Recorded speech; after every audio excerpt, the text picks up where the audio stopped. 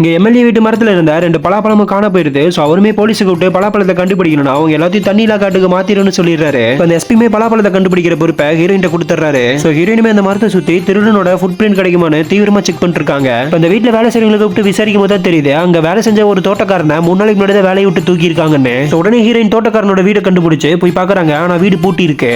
அந்த எஸ்பிமே ஹீரோயினை கூப்பிட்டு பலாப்பழத்தோட போட்டோ கொடுக்குறாரு. சோ அவங்களுமே அதை ஜெராக்ஸ் பண்ணி ஊர் முழுக்க ஒட்டி விடுறாங்க. ஆனா அதுக்குள்ள அந்த எம்எல்ஏ பலாப்பழம் கிடைக்கலனா போராட்டம் பண்ணுவேன்னு சொல்லி டிவில பேட்டி கொடுத்துறாரு. இப்ப ஹீரோயினுமே இதை நினைச்சு கோமா ஸ்டேஷனுக்கு வர அங்க ஒருத்தர் தான் பொண்ணுக்கான கம்ப்ளைண்ட் கொடுக்க வராரு. அப்ப நீ எங்க வேலை செஞ்சுன்னு கேட்கவும் நான் முன்னாடி எம்எல்ஏ வீட்டுல தோட்டக்காரன வேலை செஞ்சுன்னு சொல்றாரு. இப்ப ஹீரோயினுமே அவர்கிட்ட பலாப்பழத்தை எதுக்கு திருடுன்னு கேட்கவும் அவரும் நானா திருடல, எப்படியாவது என் பொண்ணை கண்டுபிடிச்சு கொடுங்கன்னு கேட்கறாரு. ஆனா அந்த எஸ்பி ஹீரோயினுக்கு போன் பண்ணி அவன் மேல கேஸ போட்டு உள்ள தள்ளுன்னு சொல்றாரு. சோ இப்ப ஹீரோயினுக்கு ஒரு ஐடியா வந்து அடுத்த நாள் பிரஸ் மீட்ல இவரோட பொண்ணு தான் பலாப்பழத்தை திருடிட்டு ஓடிட்டான்னு சொல்லிடுறாங்க. இதை பார்த்து எஸ்பிமே ஹீரோயினை கூப்பிட்டு எப்படியாவது அந்த பொண்ணை கண்டுபிடிச்சு பலாப்பழத்தை வாங்குன்னு சொல்லிடுறாரு. சோ ஹீரோயின் ஊருக்குள்ள விசாரிக்கும் போது அந்த பொண்ணு கண்ணாடி விக்கிறவங்களோட க்ளோஸா பேசிட்டு இருந்தது தெரிய வருது. இப்ப ஹீரோயின் அந்த கடைக்கு போய் அவங்க நம்பரை வாங்கி அவங்க லொகேஷனை ட்ராக் பண்ணிடுறாங்க. இப்போ இந்த பக்கம் பார்த்தா அந்த 3 பேரும் அந்த பொண்ணை ஒரு இடத்துல விற்கிறதுக்காக கூட்டிட்டு வந்திருப்பாங்க. சோ ஹீரோயினுமே அந்த இடத்தை கண்டுபிடிச்சு அவங்க அரெஸ்ட் பண்ணி அந்த பொண்ணை காப்பாத்திடுறா. ஆக்சுவலா அந்த 2 பலாப்பழத்தையும் 4 குரங்குங்க தான் திருடி இருக்கும்.